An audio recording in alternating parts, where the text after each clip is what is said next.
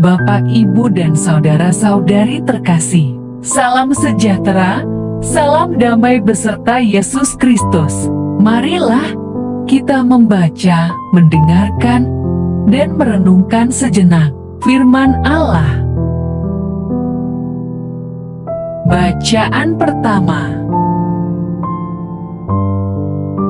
adalah keputusan Roh Kudus dan keputusan kami, supaya kepada kamu jangan ditangguhkan lebih banyak beban daripada yang perlu.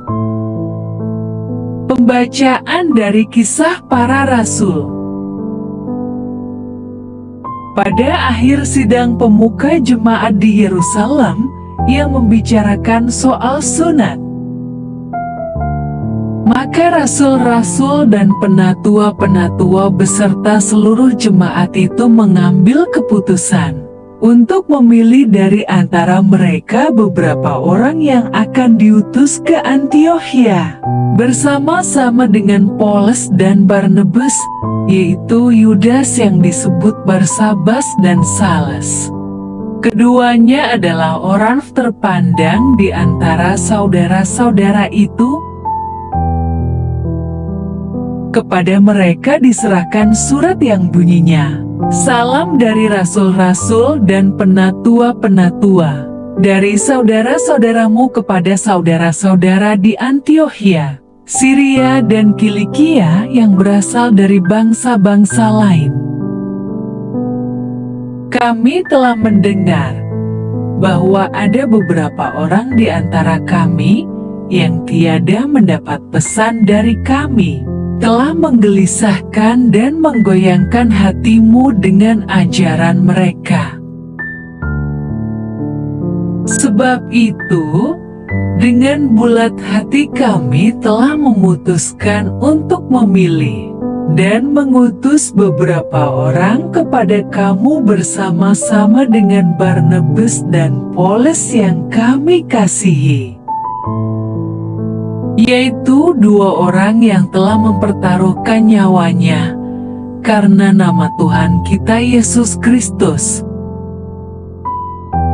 Maka kami telah mengutus Yudas dan Salas, yang dengan lisan akan menyampaikan pesan yang tertulis ini juga kepada kamu. Sebab adalah keputusan Roh Kudus dan keputusan kami, supaya kepada kamu jangan ditanggungkan lebih banyak beban daripada yang perlu ini.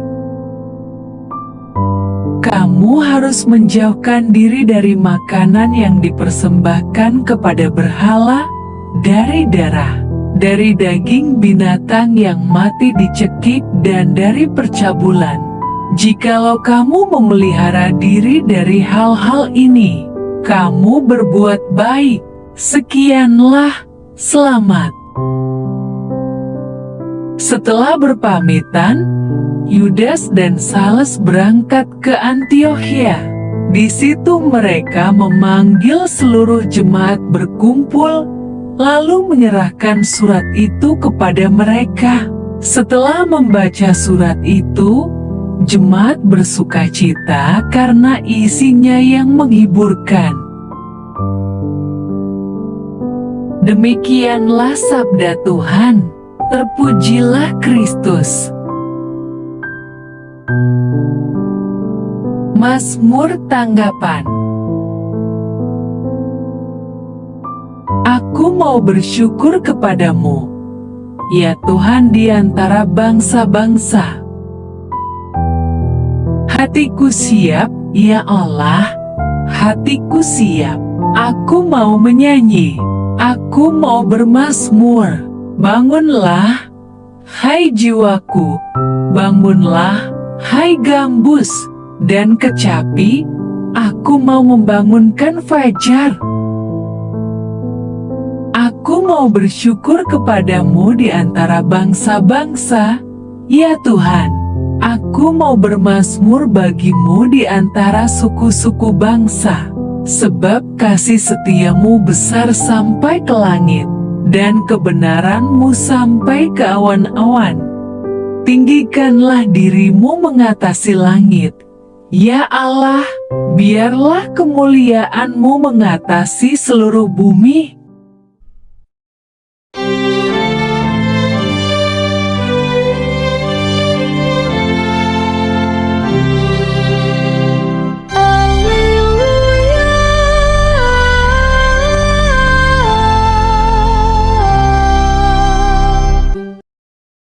Aku menyebut kamu sahabat, karena aku telah memberitahukan kepada kamu segala sesuatu yang telah kudengar dari Bapa-Ku.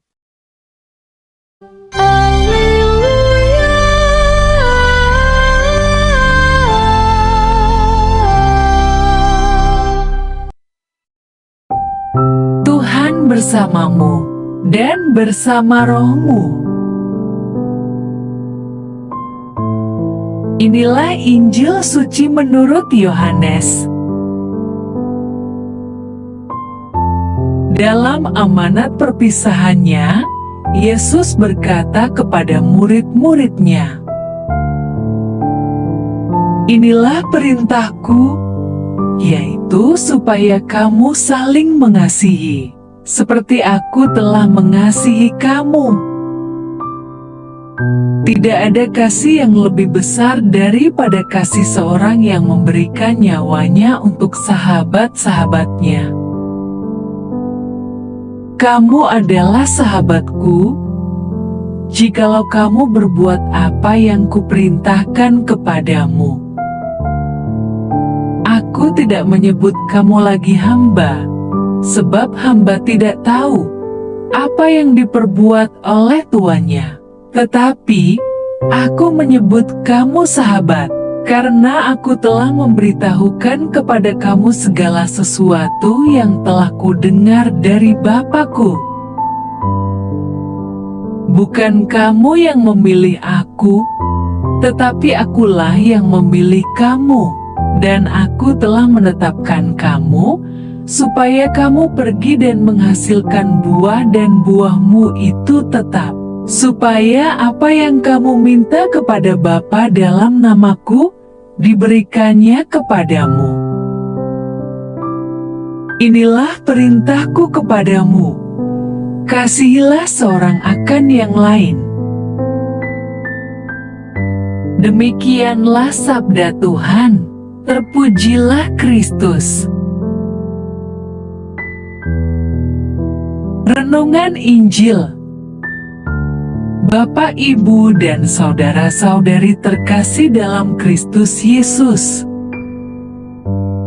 Pembacaan hari ini sangat jelas perintah Yesus agar kita saling mengasihi. Sebab Yesus tahu manusia kehilangan kasih akibat dosa. Sehingga kasih itu sesuatu langka, sulit didapat dan tidak banyak orang merasakan dan mengalami kasih di dalam hidupnya. Buktinya bisa kita lihat hingga saat ini dalam kehidupan sehari-hari. Manusia semakin hari semakin egois mementingkan diri sendiri dan semakin menipis perasaan belas kasihan kepada orang lain. Dan tindakan kasih jarang bisa diwujudkan karena terbentur kepentingan diri sendiri. Manusia semakin tega membiarkan orang lain hidupnya menderita, sebab yang penting dirinya hidup berlimpah ruah kekayaan dan kesenangan duniawi. Bapak, Ibu, dan saudara-saudari terkasih, jati kasih itu tidak bergantung pada harta kekayaan, sebab bisa saja orang sanggup mengumpulkan banyak harta dunia, tetapi ia tidak merasakan dikasihi dan ia juga tidak dapat memberi kasih. Orang yang dikaruniai oleh kekayaan, harta benda dan kemuliaan, sehingga ia tak kekurangan suatu pun yang diingininya. Tetapi, orang itu tidak dikaruniai kuasa oleh Allah untuk menikmatinya, melainkan orang lain yang menikmatinya. Inilah kesia-siaan dan penderitaan yang pahit. Bapak, Ibu, dan saudara-saudari terkasih, terbukti banyak orang kaya mati dalam kesepian dan ada yang bunuh diri karena tidak mengalami kasih dari keluarganya. Istri dan anak-anaknya meninggalkan dirinya, yang disebabkan mereka merasa tidak menerima perhatian atau kasih darinya. Itu sebabnya Yesus memerintahkan agar kita saling memberi kasih kepada orang lain, agar saling melengkapi kekurangan diri kita dengan kelebihan orang lain, atau kelebihan kita menutupi kekurangan orang lain atau sesama kita. Kasih itu memberi dengan setulus hati dan bukan menuntut orang lain memberi kepada diri kita. Yesus memberi, bahkan korbankan diri demi kasih-Nya kepada kita manusia. Bapak, Ibu, dan saudara-saudari terkasih, tidak ada kasih yang lebih besar daripada kasih seorang yang memberikan nyawanya untuk sahabat-sahabatnya. Yesus tidak menuntut tetapi berharap agar kita pun mengasihinya supaya kita mengalami hidup dipenuhi kasih-Nya. Jadi semua itu untuk kepentingan kita.